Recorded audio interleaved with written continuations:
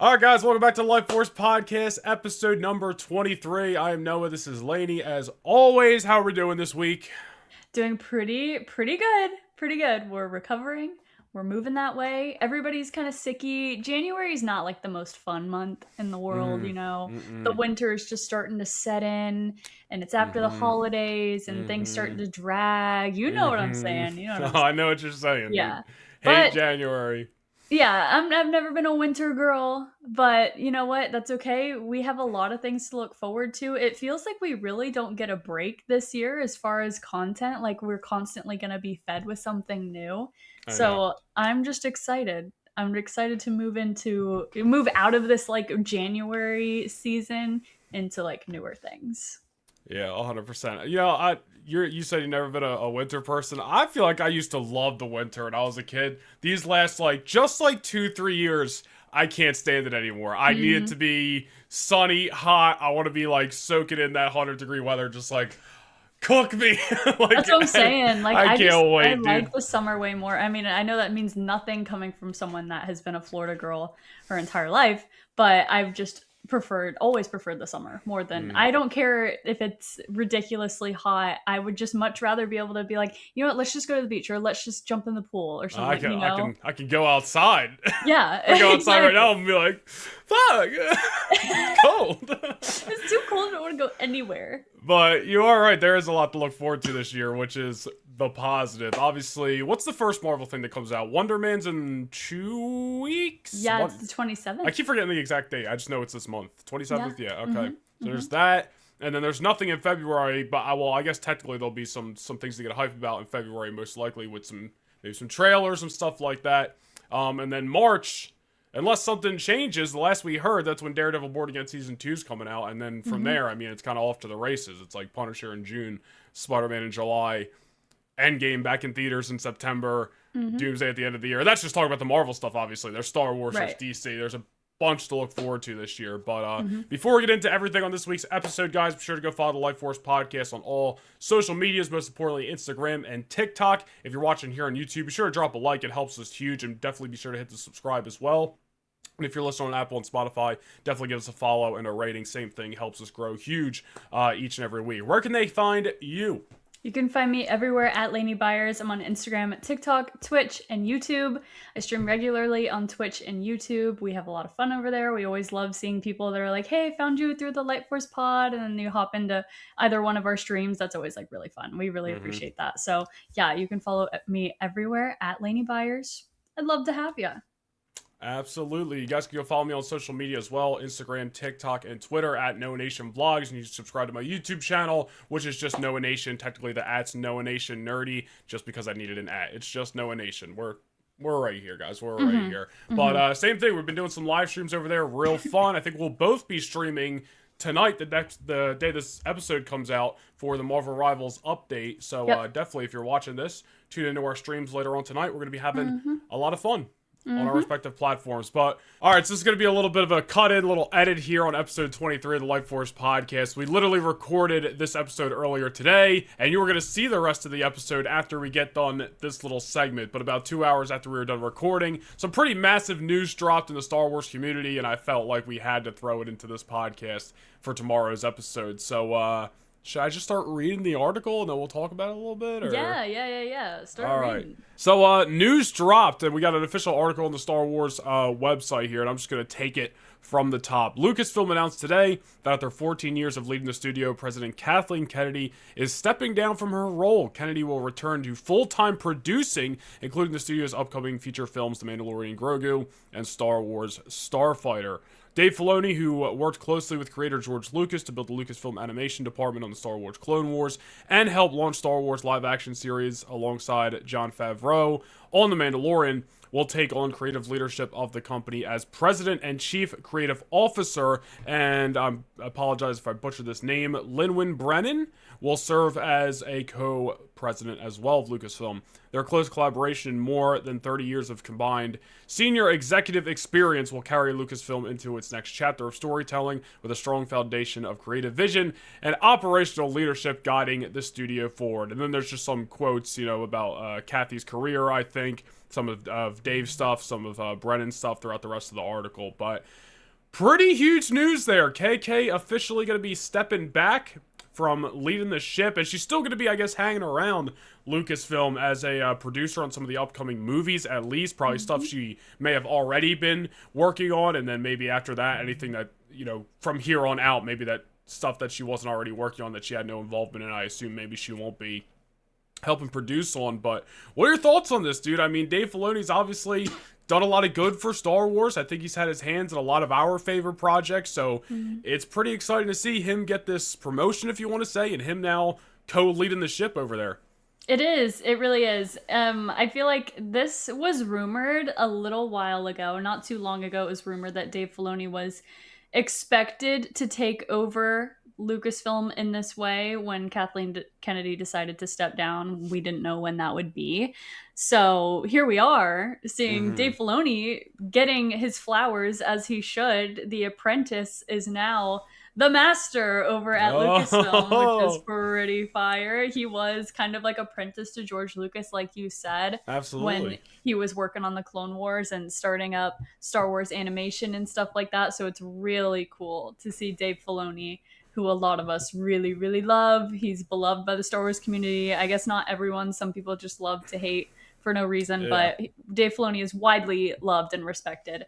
So this is very exciting. Really, really cool. I'm really excited for the future of Star Wars and where we're going to go from here. I mean, The Mandalorian with Dave and John, with the first 2 seasons were some of like the greatest seasons of Star Wars and media of Star Wars that we have gotten since, I don't know, like, I mean, the prequels? I mean, everyone will have their opinions, but I think, Mandalorian season 1 and 2, the popularity of that show was certainly, maybe unexpected, honestly. Like, I don't think anybody anticipated. It was the first ever Disney Plus show. First ever. Yeah, absolutely.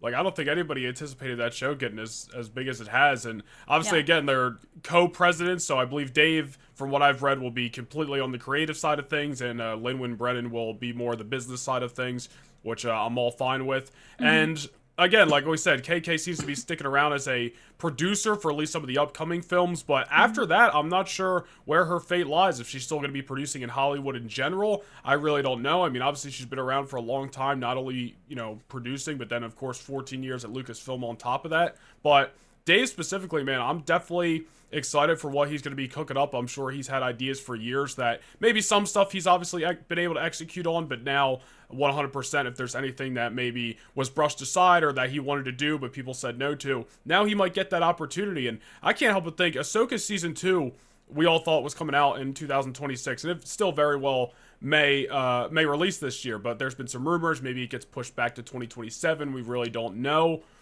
Obviously, Dave has had to know for at least a little while now that he was going to be taking on this role, I'm sure, at least before the holidays at the very least.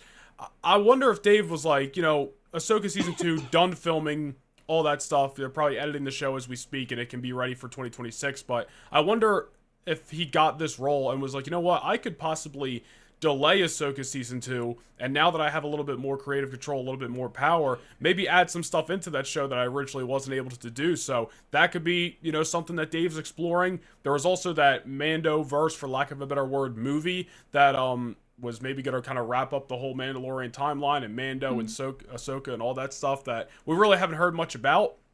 So maybe, he's going to get back to work on that. I'm not sure. But, I mean, sky's the limit, to say the very least. I think I'm very excited. And I said, I think last week on the podcast, I'm looking for reasons to be excited about Star Wars. I think this is definitely one of them. It is. I mean, for a long time, it kind of felt like Star Wars was stuck in a rut, and it was stuck through, like, going through the motions. It felt like, it didn't really feel like there was a fire lit under the people in power over at Lucasfilm, or at least over at Disney. Sometimes the people at Lucasfilm, like we saw with the Ben Solo film that never happened, they had these great ideas and these really cool projects that had a lot of potential, but then they'd get to the Disney side of things and get shot down. So it just feels like we've been kind of stuck waiting for a little bit more to come out of Lucasfilm and for Star Wars. So this is really cool, and it feels like, things are moving, things are changing, and it feels like we're heading into a really great direction. So I'm excited to see what Dave can do and what he will do. Yeah, I know there were rumors about Ahsoka season 2 being delayed, which had no like weight to them, but it Yeah, it was was really just fan rumored speculation. Yeah. that it might be delayed because I think there might have been some kind of article that was talking about upcoming Disney projects and like Ahsoka wasn't mentioned or something like that. So maybe that's why. But as far as we know, it's still slated to come out this year. Hopefully, I mean, hopefully it I hope is. so. Yeah. Yeah. I don't So know. maybe there will be some reshoots now that Dave has full creative control. That'd be really cool. I But mean, if he didn't already, we have no right. idea. But yeah. Yeah, I don't know. really cool. Remains to be seen what's going to happen. Again, not to keep reiterating stuff, but I'm sure Dave has had ideas. There's been stuff on the table at Lucasfilm that maybe didn't get passed through before. And again, there's stuff that we've talked about on the podcast before, like the Hunt for Ben Solo movie that Lucasfilm was super gung ho about, and then Disney shot it down. So I don't know. Like, Dave's taking on this creative role, and I'm sure he's going to try new things and have all these ideas. Remains to be seen what's going to make it through the pipeline, and obviously. Mm-hmm. These are movies and TV shows. So it's not like anything can come out tomorrow. There's just getting started. There's work to be done. But I think overall, for the little bit of knowledge and news that we have on this whole thing, it is super exciting. So Dave Filoni in charge, at least co-president of Lucasfilm at this point. Lynwen Brennan are going to be on the business side of things, and President Kathleen Kennedy officially stepping down after 14 years at Lucasfilm. Yeah. And you know what? People have a lot to say about Kathleen Kennedy, but I think that she deserves a proper farewell. You know what I mean? I think she deserves everyone's respect. She did a lot of great things while she was there at Star Wars. We got The Mandalorian, and we got Rogue One, we got Andor, which a lot of people love to say Andor is like one of the greatest pieces of Star Wars media ever. And guess who that was under? Kathleen Kennedy. Yeah. You can't just take the bad and only see the bad and say the good was just a fluke, like I just, I know that she gets looked at as the enemy over at Lucasfilm, but I don't think people just don't know what's going on behind closed doors. It's not always the case. It might not even be the case at all. We don't really know. As we've said before, Lucasfilm doesn't have the final say, and Kathleen Kennedy doesn't have the final say in what gets pushed through. It's Disney at this point. So she's taken a lot of heat, but she also did a lot of great things. We had a lot of great projects come out in the last 14 years. So, yeah. 100%. We talked about that when the Ben Solo news was coming out, and we even said on that podcast, like, man, KK's taking a lot of heat that probably was undeserving now that we're getting a lot of more news. And obviously everything's always, rumors at the very end of the day. We never really know the full truth, but listen, man, appreciation for what she did for Lucasfilm and Star Wars. But obviously, I can't help but be excited when a guy who has, been a part of so many of my favorite Star Wars projects is now co-leading the ship. I mean, I hope that can only lead to good things for Star Wars. So, absolutely. I think that's all we got on this, right? That's right. Enjoy the rest of the podcast. Enjoy the rest of the episode that we filmed earlier today. There's a little bit of Star Wars, a little bit of Marvel. Well, speaking, I just mention Disney and Galaxy's Edge. That's actually what we're going to talk about here is the Star Wars Galaxy's Edge news this week. Some, dare I say, long-awaited, highly anticipated changes being made to the park. Let me set the stage first. I think we both really like Galaxy's Edge. And I will also say this is Disneyland news, but I'm going to assume eventually it's going to make its way over to Disney World. We'll talk about it. But we both love Galaxy's Edge. We've both been there multiple times. But I think, and listen, this isn't even like a sequel hate thing, but I think making anything just restricted to one time period, especially for Star Wars, is kind of a lame decision. So I'm happy that Galaxy's Edge seems to be at least expanding to another trilogy, another era of Star Wars for a little while that isn't just the sequel trilogy. And then obviously nothing to do with the prequels. Maybe we'll get there eventually. But yeah, there is some Star Wars Galaxy's Edge news. Like I said, it is specifically Disneyland, which hopefully this stuff comes over to Disney World eventually. But Disney's rebranding Star Wars Galaxy's Edge and Disneyland to the original trilogy, like I mentioned a moment ago. New props and graphics will be applied to the Black Spire Outpost, and obviously just around the park. Darth Vader, Luke Skywalker, Han Solo, and Princess Leia will be able to meet guests, so I guess they'll be replacing, Kylo and Rey and Chewbacca and all the people that normally walk around Galaxy's Edge that are sequel trilogy based. And there's been like Mando and Ahsoka, and there's been other characters that have made appearances, but all those four from the original trilogy. going to be taking those spots. John Williams' score now going to be played in the park, which is obviously great. That Very seems like nice. a shoo-in. That should have happened a long time ago. But this is Mm-hmm. on top of obviously the news that happened like last year of them redoing Smuggler's Run to have a Mando and Grogu theme. So they're Yeah. really, putting some effort in here. And obviously that Smuggler's Run thing is, universal between both Disneyland and Disney World. This stuff is just Disneyland for now. But it does get me excited because, listen, like I said, we both love Galaxy's Edge, but it could definitely use a refresh, and something to bring you Mm-hmm. there for the first time in a while. So I think this is a cool idea. I think it's a I cool think so idea. too. I think it's something that they should have done a long time ago. I think, like you said, like pigeonholing themselves into one era was kind of like shooting yourself in the foot. I Yeah. think, as far as like, we had to wait until Star Wars nights, those Star Wars nights that they do, for them to open it up and have more characters. Like we've seen Anakin, Padme, and characters like that show up. Prequel characters, original trilogy characters show up only during Star Wars nights and like the May the 4th events and stuff like that. So them opening it up to the original trilogy now, are they completely like no more sequel characters at all? That's what they made it seem like, because I doubt you're going to have, Luke. I don't know what look of Luke we're going to get, but I doubt you're going to get, like, Return of the Jedi Luke walking around with a With Darth Rey Vader. from Last Jedi. You know what I Oh, mean? oh, It's I see what like, you're saying. Yeah. so I assume, yeah, I guess they're just wiping out most of the sequel stuff Mm, and just making yeah. it full on original trilogy. I know that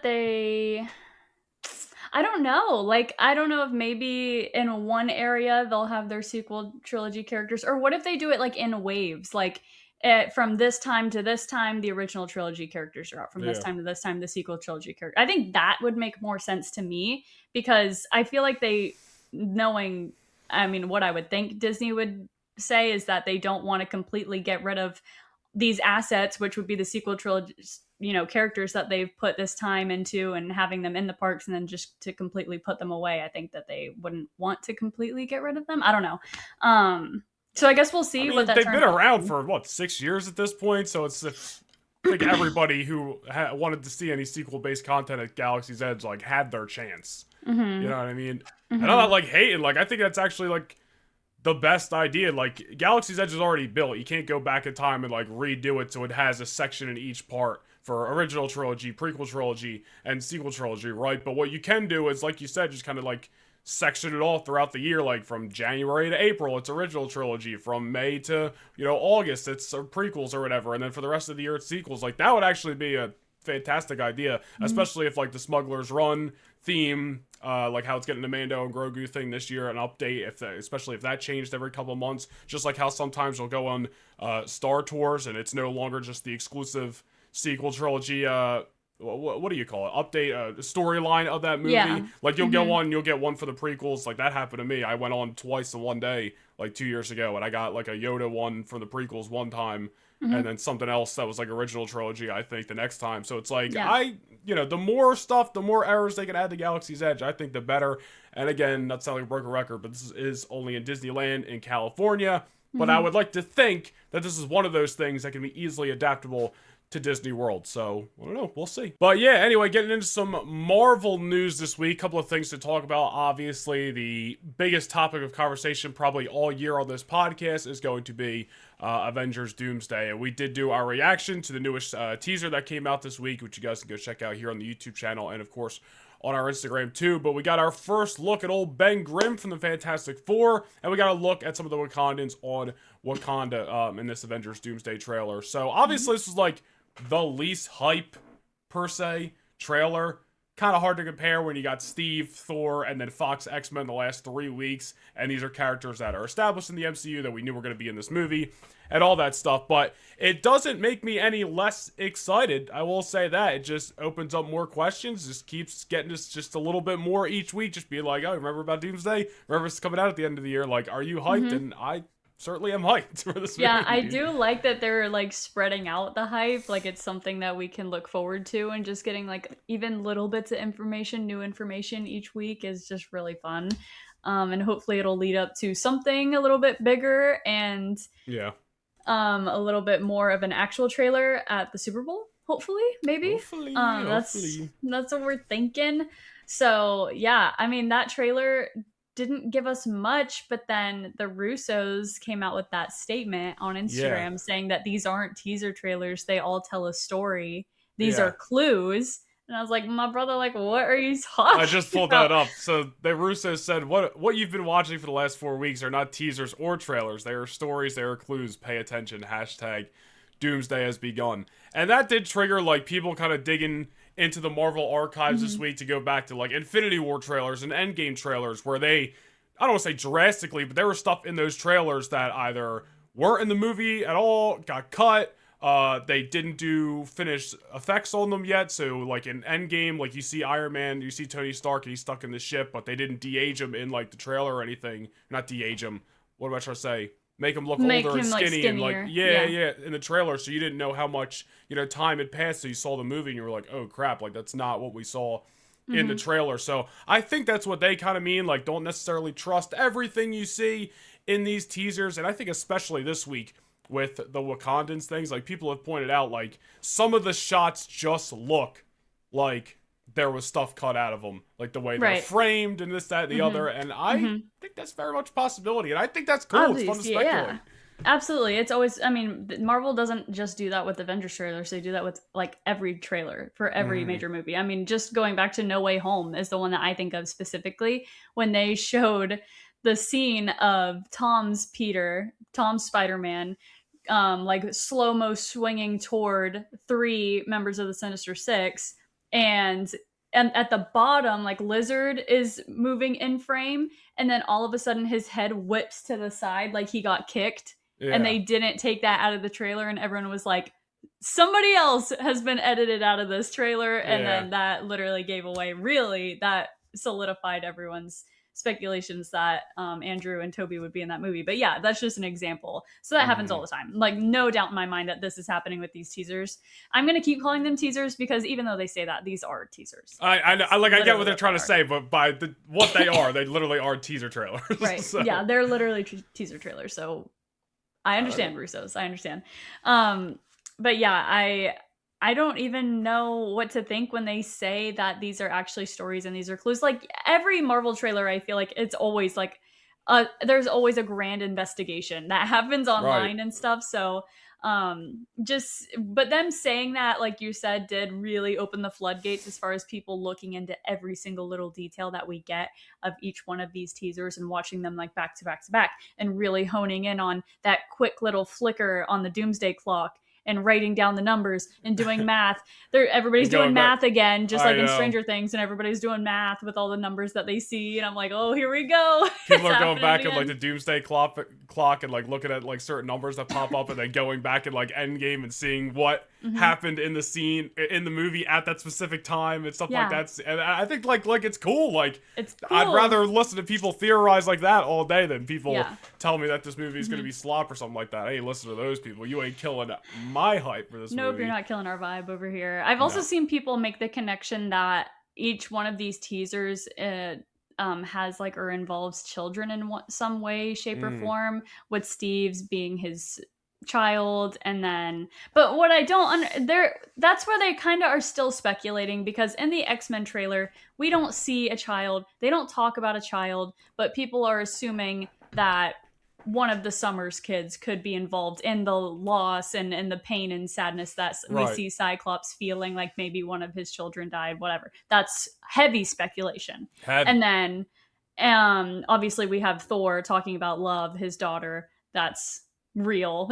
He actually is Yeah. talking about his daughter. And then when we get to the Wakanda slash Fantastic Four trailer, that there's no child. There's literally no No child. child. It's speculation again, but Shuri says, I've lost everyone. I don't know, but so maybe that means that she lost Nakia and her nephew too. All of that, I Mm. literally, it's all speculation. It's everything that I've heard online. I did not come up with any of those ideas myself.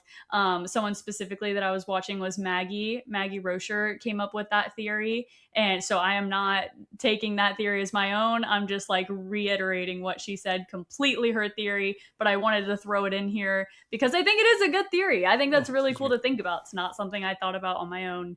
I love Maggie. She's awesome. So yeah, that was a really fun theory. So I know. it's cool seeing everyone throwing all these ideas around, and we're in the flow state. We're in Marvel flow state right and now. like we've gotten Insane. these trailers for the last 4 weeks, and I assume like. I've been waiting to watch these for the first time when Marvel actually, puts them out, but obviously, like, they've been leaking online. There's been no leaks about, like, a 5th teaser or a 6th teaser or anything like that. So I assume we're done with these, like, Tuesday releases. Yeah. Until, I assume, the Super Bowl in a couple of weeks, where hopefully, fingers crossed, we get our actual first Doomsday trailer. Even if it's just, like, the 30-second TV spot. And then at the end, it's like, full trailer now on YouTube or something like that. Like how they'll do. I'm pretty sure they did that with Deadpool and Wolverine. But if they can give us something like that at the Super Bowl, and then we still maybe get the Spider-Man Brand New Day trailer somewhere between now and then, because I feel like they're going to drop in 2 massive Marvel movie trailers on the same night. I wouldn't complain, but I'm like, would they actually do that? Like both at the Super Bowl? I mean, I feel like they kind of have to. If not Spider-Man and Doomsday, then definitely Spider-Man and Daredevil Born Again. I mean, we're, like you said, 2 months away from that show. Yeah. And we have nothing of it. I'm pretty sure, please don't quote me, I don't know everything. I'm pretty sure we got the first season trailer for Daredevil Born Again at the Super Bowl. Oh, right? well, so no, right? No, so I just saw today, or maybe it was yesterday. It was like the Daredevil Born Again season 1 trailer released 1 year ago today. But I forget if it was today or yesterday that I saw that. Okay. So I wasn't a Super Bowl thing. Okay. I don't know, like, maybe it was shown during the Super Bowl or something like that.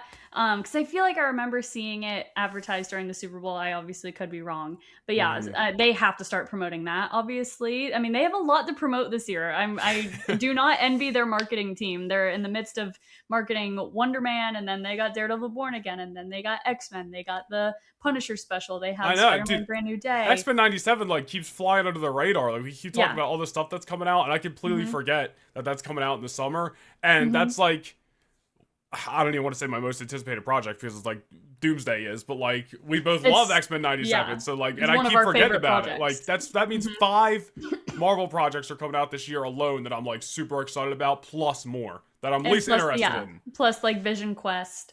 And then Friendly Neighborhood Spider-Man. Which I actually just started watching. I watched like 2 episodes. Oh, like, cool! A lot of people really like it. So I put it on the background before, but I never actually like watched it. So I was like, let me start this. Why not? That's pretty cool. It is. I know that.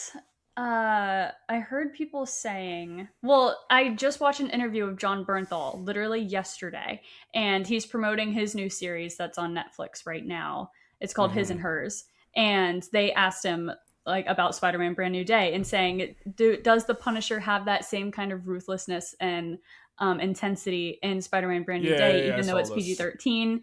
And then he said, me and Tom, and then I think he said the director's name, really wanted to make sure that the Punisher that walked off the Spider-Man set could be the same Punisher that walked onto the set of the Punisher special. So in my mind, I was like, hang on, does the Punisher special come out after Brand New Day? Even though, like, we've been assuming that it came out before Brand New Day. You know what I mean? Are you sure that's what he said? Did he actually mean walk off of the Punisher set and walk onto the Spider-Man set? Well, I don't know what he actually meant, but what he said was that he walked off of the Spider-Man. I don't know. I feel like everyone's been assuming that comes out right beforehand because that's going to, update us on Frank prior to Spider-Man. Where he is. Yeah, and that's what I obviously thought too. And then he said that, and whether he misspoke or not, I have no idea. But can you imagine if it actually comes out after and we see him go through whatever he does with Spider-Man and then he goes right back to I don't know. Really punishing people. I feel like he had to misspeak. I mean, maybe, we don't know, because all the rumors, well, I don't want to say all the rumors, it's more speculation, but like everyone's just assuming that like, all right, we're not sure if like Tom Holland Spider-Man and Hulk, and we don't know about Punisher. Like we don't know if these characters are going to be in Doomsday, and a lot of what people are saying is like they probably won't be in Doomsday, or if they are, it's probably just going to be like a little bit, like 5 minutes maybe at the end, because Brand New Day might be taking place almost at the exact same time as Doomsday technically, and that's why they're not in Doomsday. So I feel like if that were to be the case and the Punisher special were to come out after, it'd be like, so the Punisher special takes place like during Doomsday as well. Like, I don't know. I feel like it makes more sense for it to come out beforehand. Obviously, we're just speculating here. We really don't know, but that was just something that I saw, and what else I was saw? Like, wait a minute, what? Talk about John Bernthal real quick. I saw that this is totally not having to do with like any speculation or anything. I saw that I already knew. So John Berthel was sitting front row at John Cena's last match last month. And I saw today that CM Punk was in the backstage, saw he was in the front row, and normally he was like, I don't do this. He said this in like an interview or a podcast or something he did this week. He was like, normally I don't do this, but I grabbed somebody backstage, told him to go out there and get John Berthel and bring him back here just so I can tell him how much of a fan I am of his Punisher stuff. No! Because didn't CM Punk write a Punisher comic? I don't know if he wrote a Punisher comic. I know he did some Thor stuff. Okay. I wasn't sure. Yeah. I wasn't sure. But CM Punk was like, said that he told John Berthel, like, anything that's ever come out for Punisher before you was just like not any good, or like always getting canceled, or this, that, and the other, and you just like killed it, and just like wanted to like face to face tell him like how much he loves him as the Punisher. I was like, that's so cool, dude. I love seeing the worlds mesh. Yeah, I was like, that's like my worlds colliding, and obviously yours too, but like you know how much I love both of them. So just like imagining them talking about the Punisher, and like CM Punk kind of like geeking out over how much he loves John Bernthal's work as the Punisher is just so cool to me. Oh my gosh, how sick. CM Punk's finisher maneuver, the go to sleep. John Berthel, I don't take naps. I don't trust people who take naps. Oh, okay.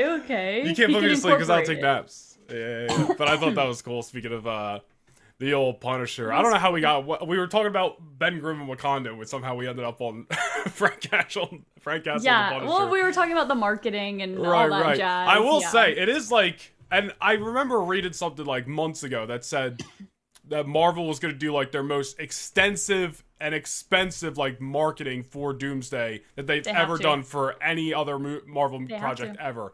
And that doesn't surprise me, but I guess it still kind of surprised me how early they started it, at least with the trailers, because of everything else that's coming out beforehand. It's like, they're just like, yeah, we know we got everything else, but screw it, we're starting the Doomsday marketing a year out, and then along the way, we'll give you a little Spider-Man, a little Daredevil, and X-Men 97, and everything else. It's just like, it's crazy. They need to do it, though. It has to be done. Like, this movie cannot miss. They know that. Everybody knows that. So, I'm ready for a 3-hour banger come December, dude. I don't want to see 2 hours and change. Give me 3 hours like it's an end game and show it to me. Give it to me all. I am absolutely juiced up. That's what I keep saying. Every week, these last 4 weeks, when these teasers come out and we're sitting here talking about it, we're making our reactions, I'm just like, oh man, I can't wait. Oh yeah, I have to wait all 2026. The year just started. Like, I'm so used to getting trailers and teasers, and it's like, oh, this comes out next month or in 2 months or something like that. Not a long wait. We have all year. Yeah. I hate it. I love it, but I hate it. I know, and I don't want to move away from this most recent trailer yet. Because, like, one thing I do want to say that I know that I said in our initial reaction is that only seeing Ben Grimm in Wakanda really makes me think that they are separating the Fantastic Four, at least in the beginning or for the majority of Doomsday. Like I said in my initial reaction, if you guys didn't see that, I was kind of saying that separating the Fantastic Four makes a lot of sense to me, because they kind of have to incorporate them, and we have to see them start to work together with these heroes, and they're just joining this universe for the first time, so it makes sense to split them up and have them each start to build those interactions and chemistry and friendships and stuff with these characters that we already know and that are in the MCU and things like that. So it makes sense that they split them up. How they split them up, though, I really don't know. I think it's fun to speculate on. I think it would be cool if we saw them split up across universes, or even just split up across like teams or across like the MCU. Yeah. Because like we know, the Fantastic Four's universe was enjoying a generational amount of peace. It looked like at the time, because Sue Storm, they brokered a peace deal, blah blah blah. They had majority of the countries of the world lay down their I don't even know, their weapons, and their armies were all disbanded. I don't know. It's something that they said in Fantastic Four. It was a very different kind of world than what the MCU is.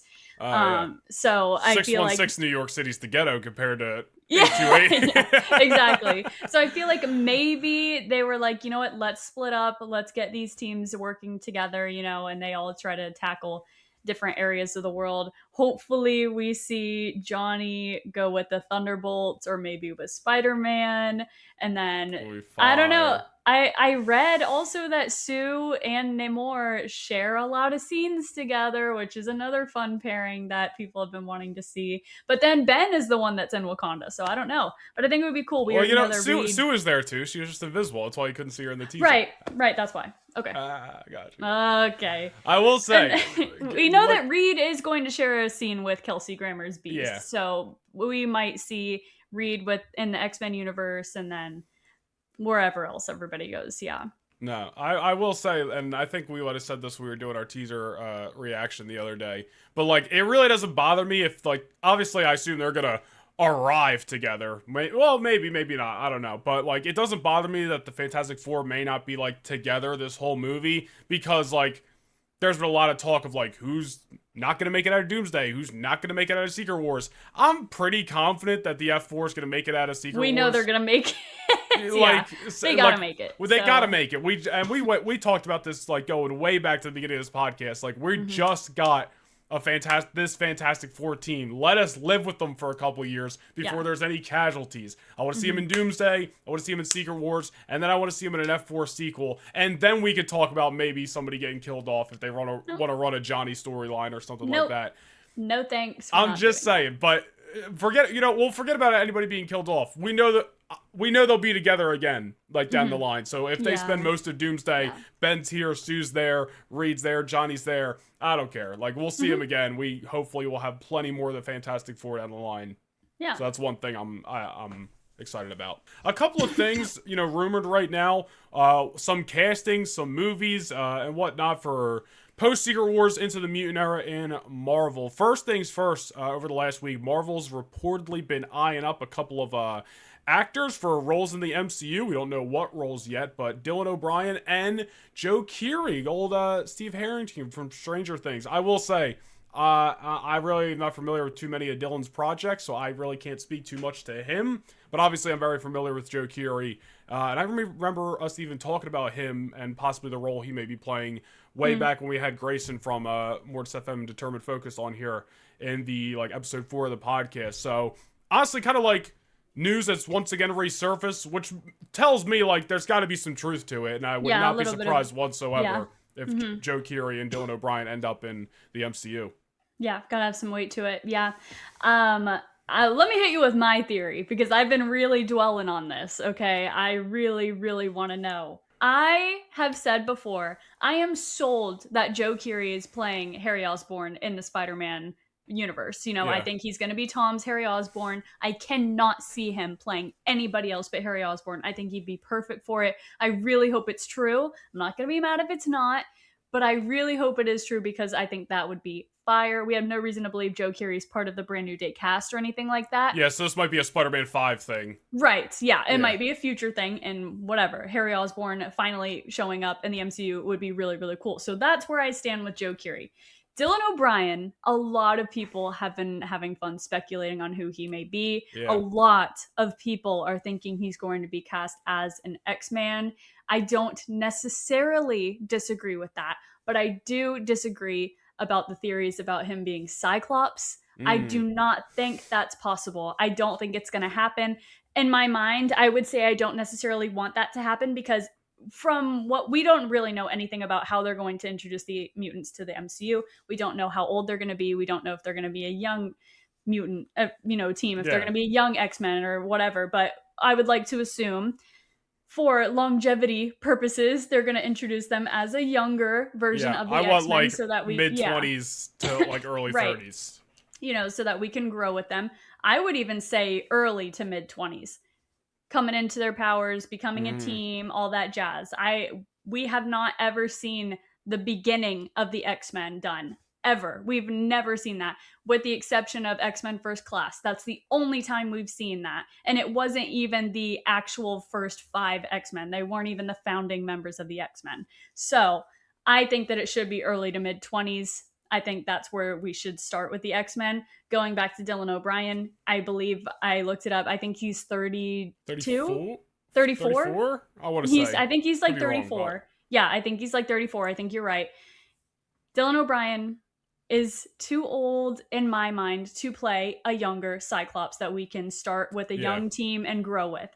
However, agreed. However, today, Marvel posted a picture that we will put on here when we clip this out and stuff that kind of showcased all of their main star players. You saw this picture? Yes. Scarlet Witch is in the background of this picture. If you guys don't know this, in spoilers, in Doctor Strange... I'm going to try to find it. Okay, in Doctor Strange Multiverse of Madness, Scarlet Witch dies at the end. I think there's been major speculation and there's been a lot of rumblings within the MCU, rumors that Elizabeth Olsen will be returning as Scarlet Witch in some way, shape, or form. This kind of solidifies that theory in my mind that she will be returning in some way as the Scarlet Witch. It didn't really feel like that was her final movie. She is in it, in that picture that they posted today. Mm-hmm. So, moving back to Dylan O'Brien, I think Dylan O'Brien would make an amazing Quicksilver. I think he would be perfect as Quicksilver. That way we can finally get a Quicksilver that's solidified into the MCU. We can get a Pietro. He can be back with Scarlet Witch. And it would make sense because Elizabeth Olsen, I'm pretty sure, is like the same age, right? I think they're a lot more closer in age. I'll find that out. Hit me with a fact check real quick. But that would make so much more sense because we don't need Quicksilver to be one of those younger X-Men when we already have Scarlet Witch, who is one of our seasoned Avengers. 36. Okay. So they could easily incorporate him as Quicksilver, as the new Quicksilver in the MCU. I'm not 100%. Saying maybe we get a multiversal version of Wanda and then she has Dylan O'Brien's Quicksilver as her brother, something like that. So I think he would be an amazing Quicksilver. No, I think idea. That would be so cool. He'd be a perfect Pietro. And the age would match up. It would match up with Elizabeth Olsen's Scarlet Witch. I think that would be so sick. So that's my theory. That's my take. I hope I'm correct about him being Quicksilver. So that's why I said I don't necessarily disagree with him being cast as an X-Man, but there's a certain way to go about it that I think would make a lot of sense. I think that's a great idea. We're on the same page with we want that younger X-Men cast so we can grow with them for 10 years or whatever it's going to be. And I really like... And I'm not going down the Sadie Sink Jean Grey hole right now, but like people kept bringing that up this week. Like if she's Jean and this is our Cyclops, she's like 23. This guy's like 34. In like it just doesn't fit. Like it's just gonna be weird. Like it's visibly just not gonna be what we need for the X-Men. Just because they did it in the Taylor Swift music video doesn't mean that it would make sense. Yeah, that's a music video, guys. We're talking about X-Men movies here, like two separate. And it was a things. music video where the age gap was a very prominent part of the story. So let's not. So that even more that shows you we're not gonna do that. But yeah, like I said when we started talking about this, I really not too familiar with Dylan's work, but I'm all for more Quicksilver. In the Mutant Saga, obviously it goes hand in hand, and when it comes to the X-Men, early 20s to I said early 30s, but really I'm talking like 30 is the limit. Like if they're 31, 32, maybe something else. Like I just want the younger X-Men cast. I do, and I'm more than prepared to have an unconventional setup for the X-Men in the Mutant Saga. We really don't know how it's going to get started. Like I said, there's no Professor X in 616 from what I understand, so. We'll see what's going to happen. We'll see if Sadie's Jean. We'll see where everybody else is. We'll see what happens with, I'm sure we're going to know a lot more this time next year after Brand New Day and Doomsday. And I am very familiar with Dylan O'Brien's work. Teen Wolf, Maze Runner. He has really solidified himself as a very, very good actor in action films. In sci-fi, he's amazing. He's into horror, he's in thrillers, he can literally do everything. He's an outstanding actor. I love Dylan O'Brien. He would fit Quicksilver, Pietro's personality so well. So I would be so thrilled to see him in that role. If he's not Quicksilver, it's fine. I'm not going to be disappointed. If he's cast as Cyclops, it's fine. I'm not going to be like, they ruined it. They botched it. You know what I mean? Like, it's fine. But it's not just what I have in my mind right now. But then do you build the rest of the X-Men around that same age group too? And then if that's the case, all right, 2 years from now, maybe 3 years from now, we're going to get the first X-Men movie. Now they're going to be 3 years older. I feel like we got to go young. I feel like we got to go young. And just in my mind, if they want to go and do the same kind of thing that the Fox X-Men did, and kind of start off with the seasoned veterans of the X-Men, Cyclops, Jean, Storm, Wolverine. You know, they're already in that age range, which would be the early to mid 30s. And then we have our younger mutants coming in. I don't know, Rogue, Kitty, Gambit. You know, if they so want kind to of do what they something did in the Fox unconventional movies, like that.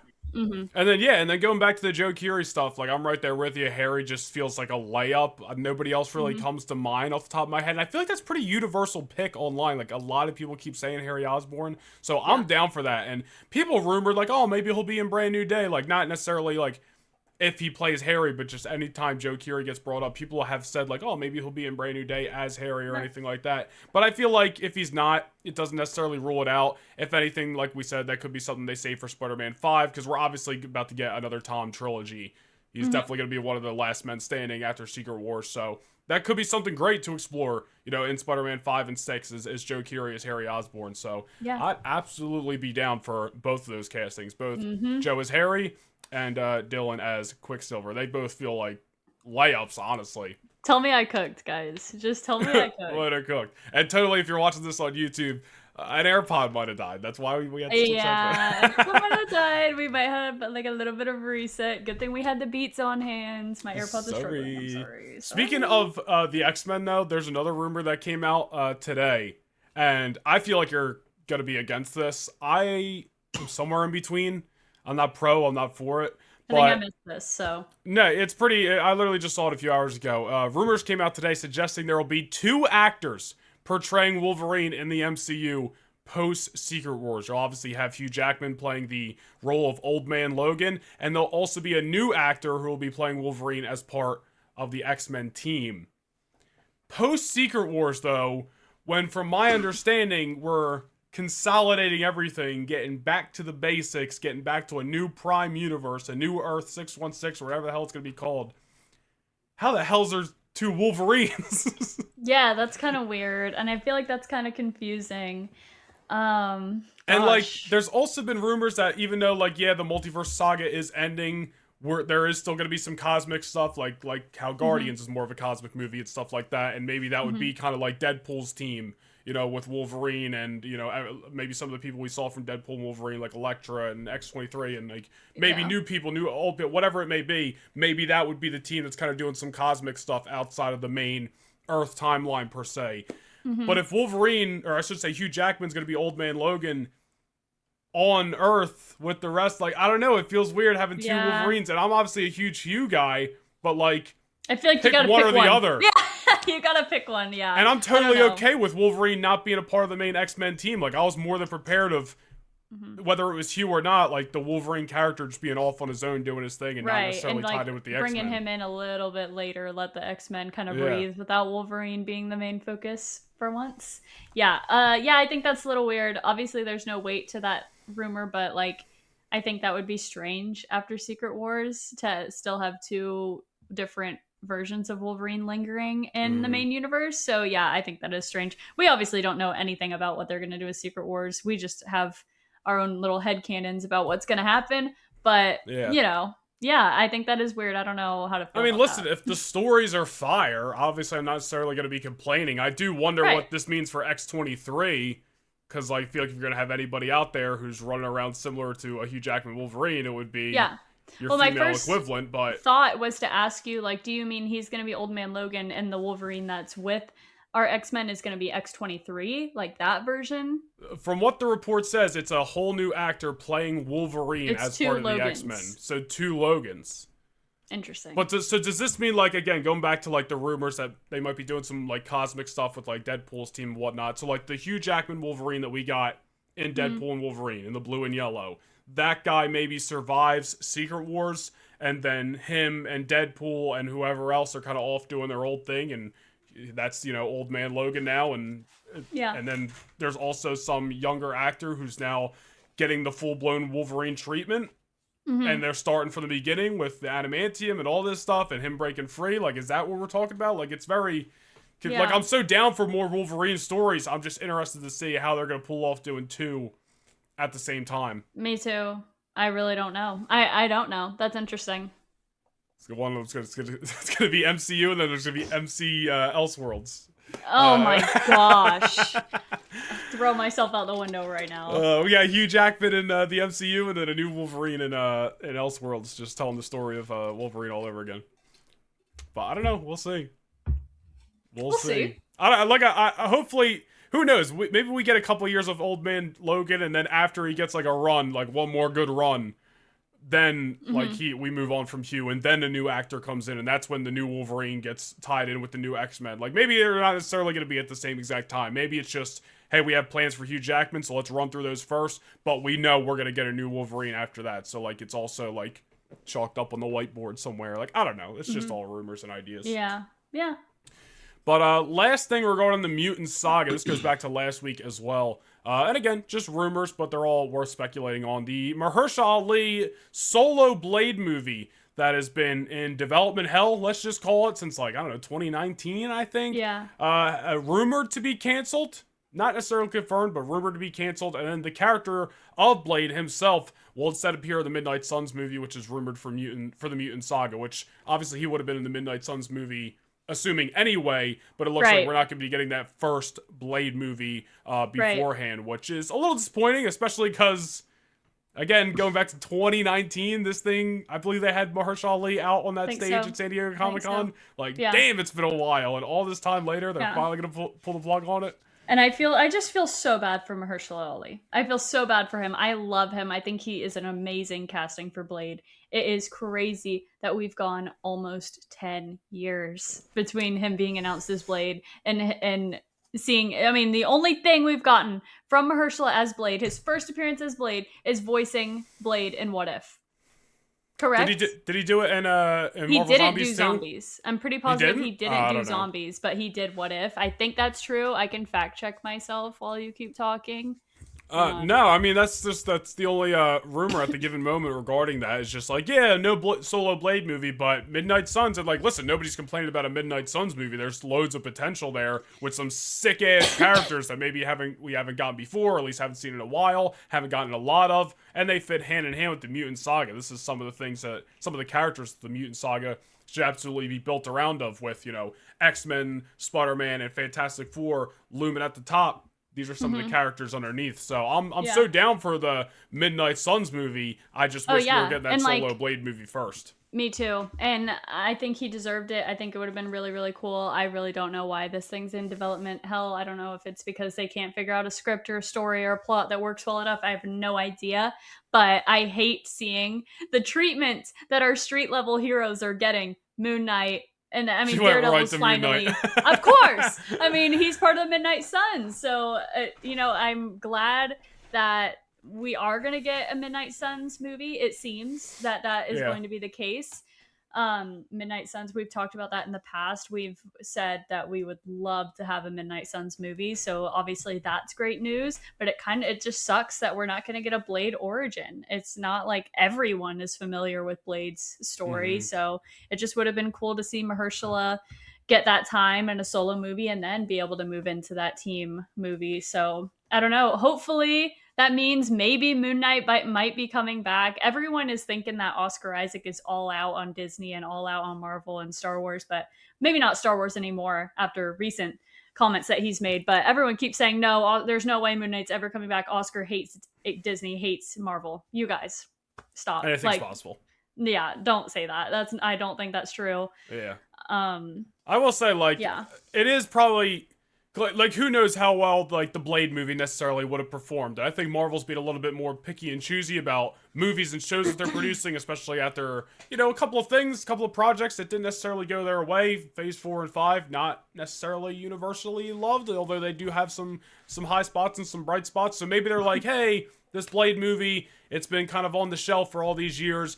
Maybe it'll work out good. Maybe it wouldn't. But you know what would definitely work out? If we get Blade and a couple of other All-Stars and throw them all in one ensemble movie. That we can at least feel a little bit more comfortable putting in theaters, betting the house on, and probably performing better than maybe a solo Blade movie does. So maybe it's more of a business thing, if anything. I don't know. I'm just speculating here.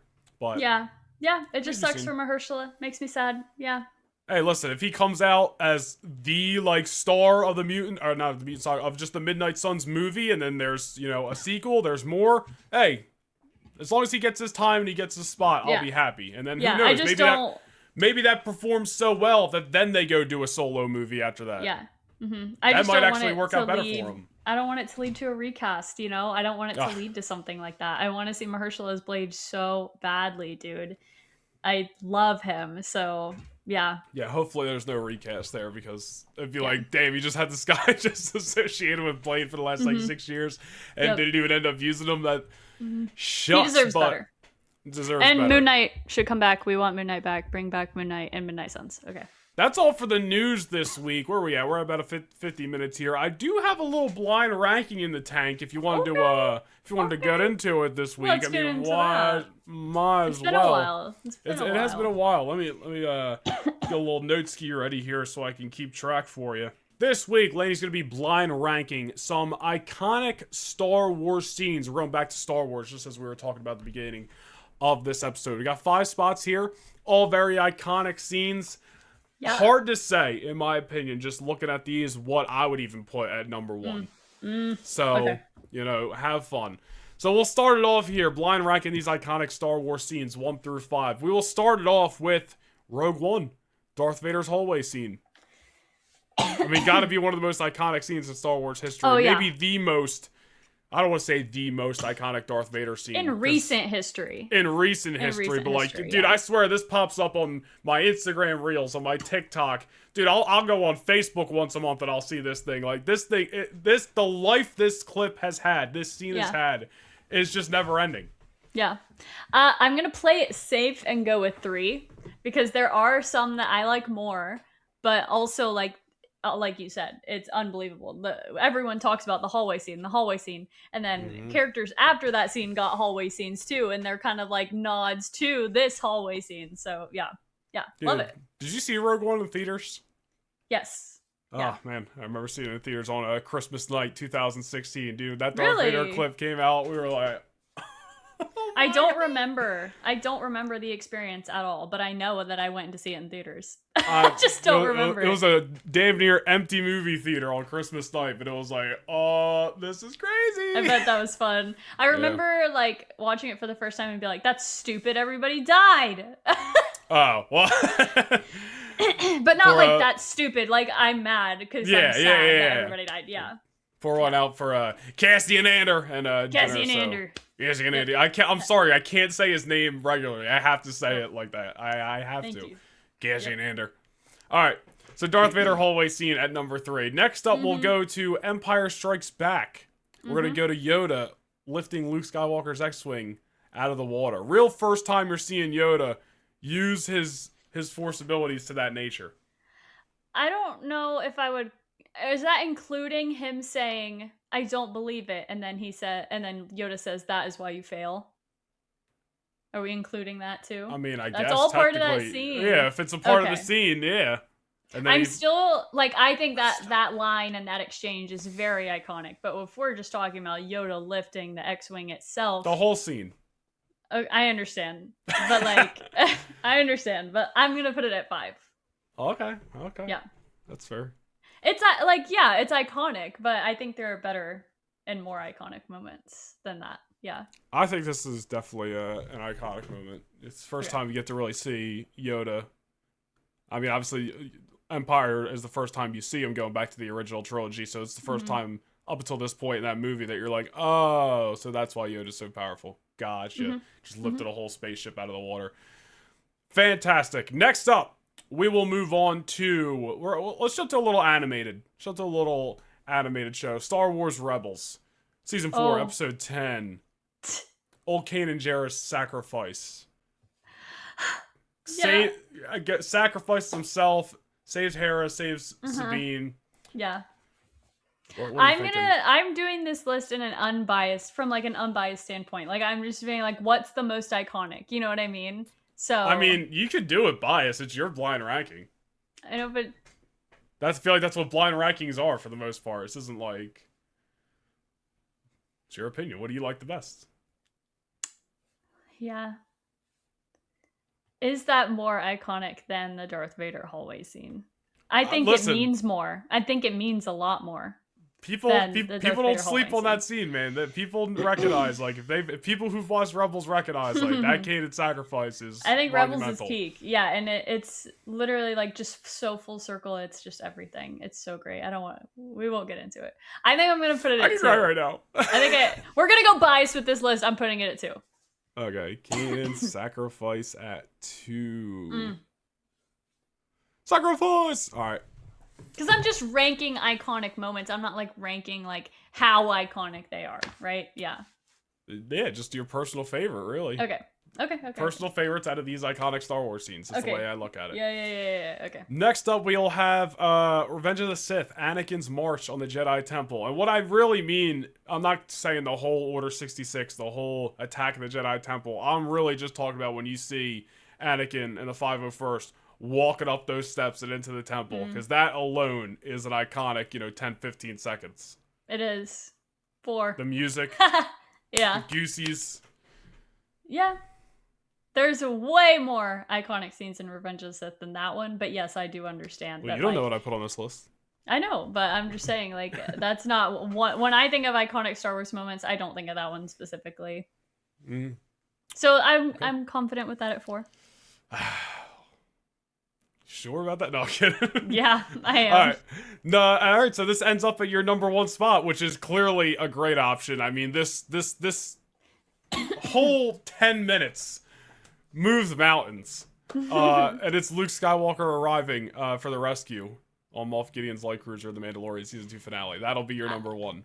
Okay, I'm okay. I almost was like, "Are you sure?" to kind of throw you off to make it seem like I had something terrible on here. To be like, "That's gonna end up your number 1." That you would do that. Putting a terrible iconic moment, like there's no such thing. So, yeah, I'm okay with that being number 1. I feel like the vibes were just so high in the Star Wars fandom when Mandalorian season 2 came out, and I miss that so much. Hopefully, we can get back to something like that when this new movie comes out. But I was so excited. This was before I made content, before I did reactions, but it was so cool. You guys, like, me and my mom were like jumping up and down, and it was just the craziest thing to even see, because I don't think when that show started, there was any thought in my mind that Luke Skywalker would be popping up, until they started looking for an actual Jedi.